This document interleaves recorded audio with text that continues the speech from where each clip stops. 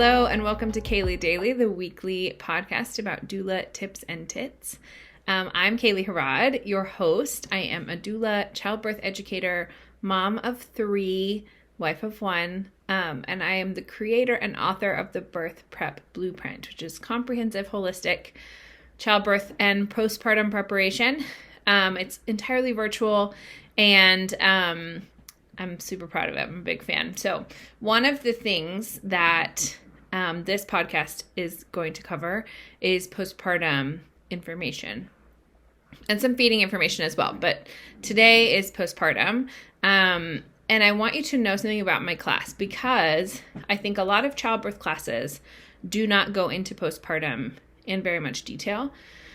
And mine, I wouldn't say mine is an incredibly detailed postpartum section either, but my postpartum modules are able to be revisited.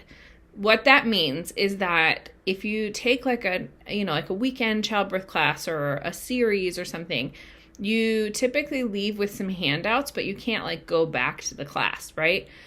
So mine, because it's modules online, you actually can revisit them when you're actually in the postpartum time, which is what I suggest, because I want you to know about what's coming before it comes. And also I want you to remember the tips and tricks and all of that. And also things that are important and urgent and ways to heal and things. So part of what I love about it and part of why I made it how I made it is that I want you to be able to keep using it and reusing it, right? Go back and access it and look at the postpartum stuff and the feeding stuff and all of that. So today's question is, can I spoil my baby?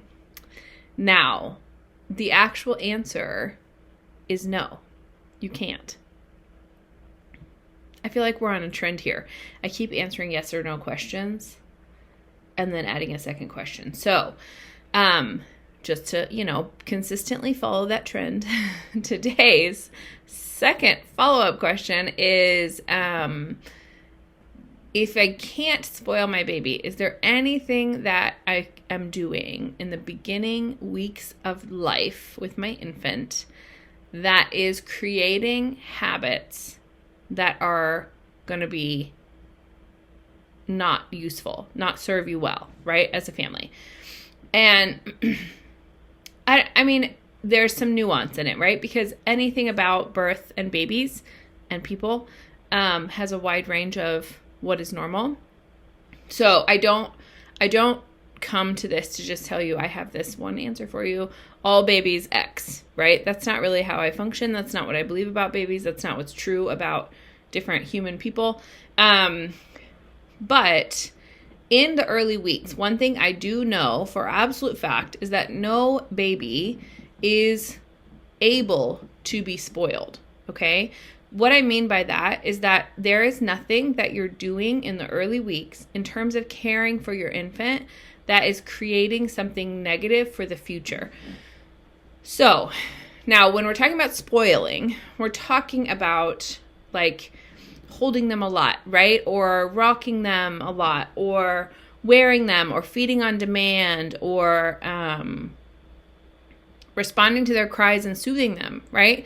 These are not things that create any kind of negative anything for the baby in the future, okay?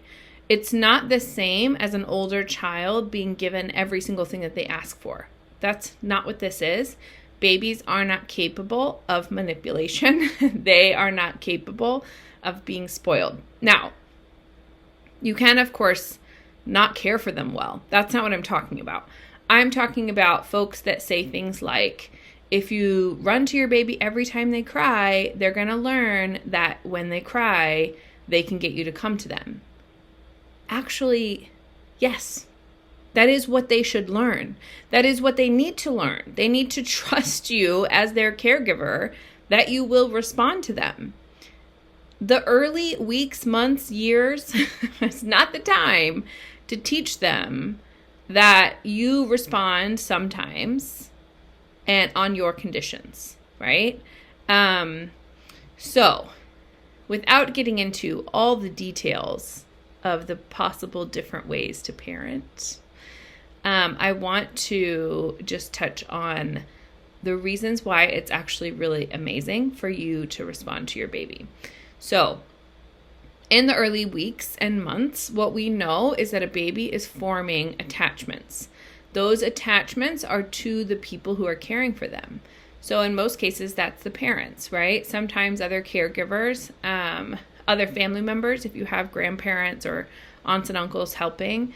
But those attachments are actually vital for the baby's development for the rest of their life.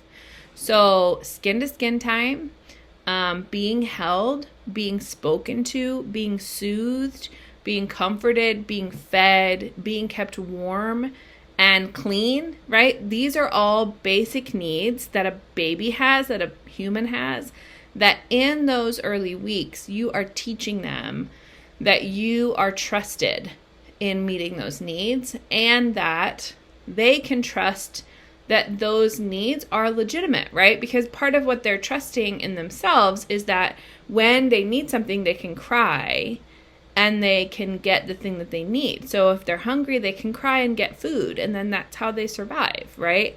And if they have a poopy diaper, they can cry and get a diaper change. That's how they don't get rashes and stuff on their butt, right? So it's actually really good that the baby learns to listen to their own needs and learns that you are a very reliable source of comfort and help in the midst of those needs, because there's a long time before they can meet those needs on their own, okay? So I will go into detail on another episode about things like, is it good to baby wear? How long should you baby wear? When should you start? All of that kind of stuff. Also about feeding on demand, also about skin to skin, also about all the other things that you could possibly do that someone might call spoiling, that is not ever actually spoiling, okay? So for the sake of today's episode, I want you to walk away with this. You cannot love on or hold or care for your baby too much. There is no maximum, okay? If someone is telling you that, they're wrong. That's all. Now, I want you to sleep, right? I want you to eat. I want you to shower.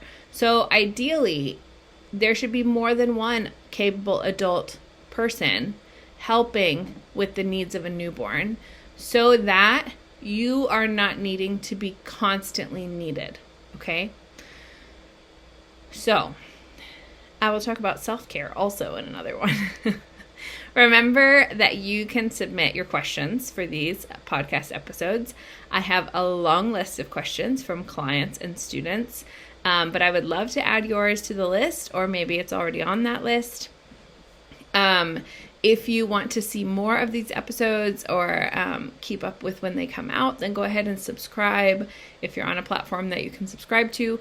I do have these episodes also in video if you're listening, in audio if you're watching, and on a blog, so in writing as well. So my intent in that is to have them accessible in all different formats. And so those are your options in terms of consumption.